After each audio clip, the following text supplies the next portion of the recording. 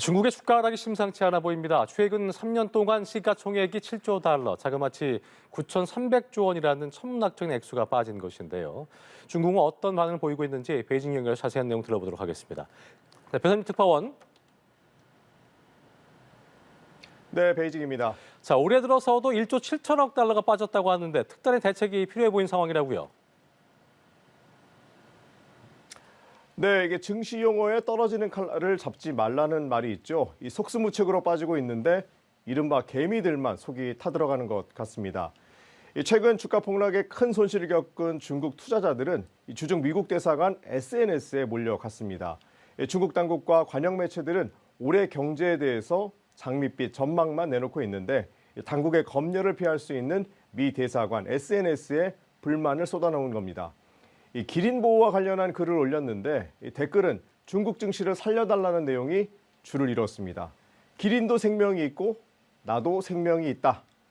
개인 투자자들을 중국에서는 주차이, 이른바 부추라고 부릅니다.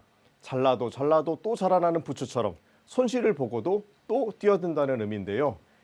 미국이 전 세계 시가총액의 48%를 차지하고 있는 상황에서 중국이 차지하는 시가총액은 10%로 추락했습니다. 올해 초부터 보면 홍콩을 비롯해서 본토에서 1조 7천억 원 달러, 우리 돈 2천조 원이 빠져나갔습니다. 중국 주가가 가장 좋았을 때인 2021년 2월과 비교해 지수는 무려 60%나 빠졌습니다.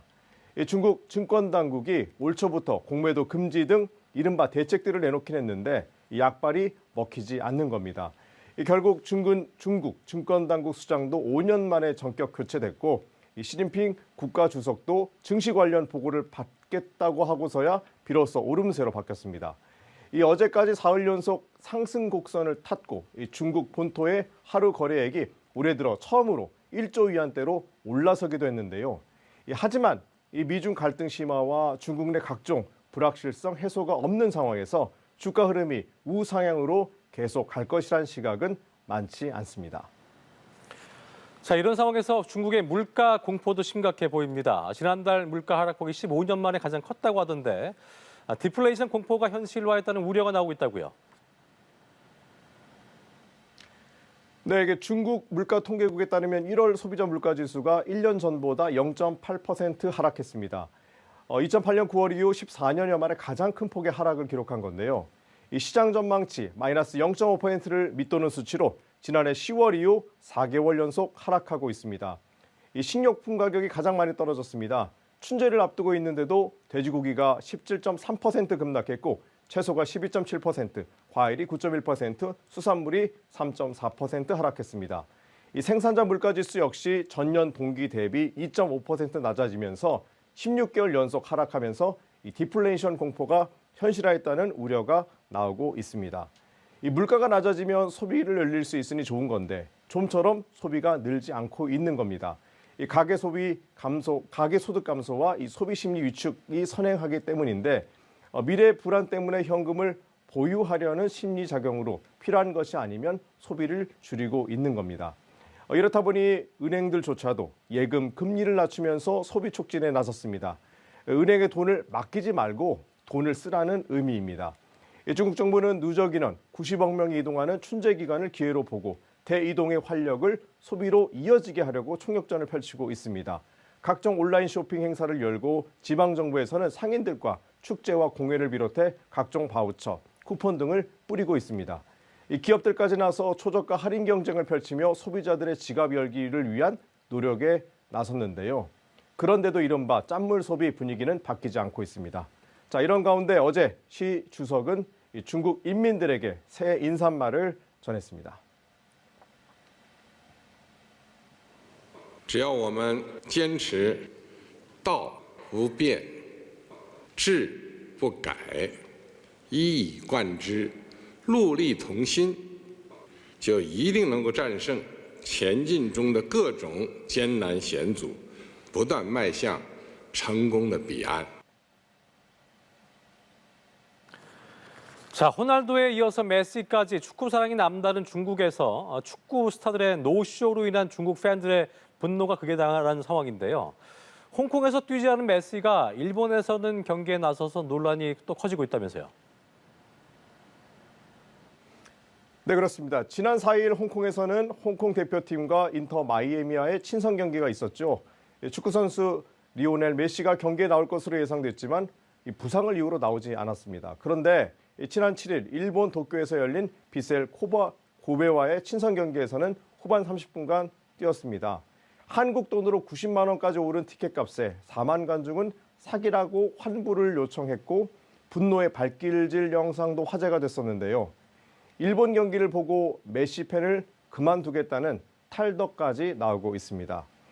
중국의 관영 매체들은 음모론을 제기했습니다. 메시가 정치적 의도를 가지고 고의로 홍콩을 난처하게 했다며 외부 세력 개입 가능성도 거론했습니다.